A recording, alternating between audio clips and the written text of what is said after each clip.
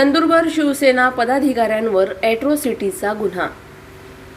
नंदुरबार शहरात शिवसेना पदाधिकाऱ्यांविरोधात ॲट्रॉसिटीचा गुन्हा दाखल झाल्याने राजकीय वर्तुळात खळबळ उडाली आहे। नंदुरबार नगरपालिकेचे उपनगराध्यक्ष प्रथमेश चौधरी, नगरसेवक गौरव चौधरी तसेच माजी आमदार शिरीष चौधरी यांचे बंधू रवींद्र चौधरी यांच्यावर हा गुन्हा नोंद करण्यात आला आहे।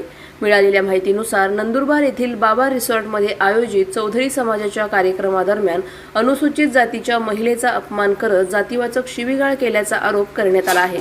या प्रकरणी उपनगर पोलीस ठाण्यात अनुसूचित जाती जमाती अत्याचार प्रतिबंध कायद्याअंतर्गत गुन्हा दाखल करण्यात आला आहे।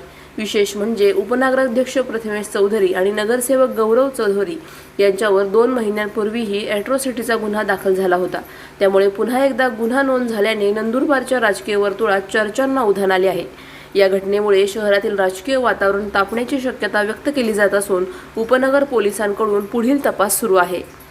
सलाउद्दीन लोहार, नंदुरबार न्यूज 24। अशाच घडामोडींचा आढावा घेण्यासाठी आजच आपले YouTube चॅनलला सबस्क्राइब करा।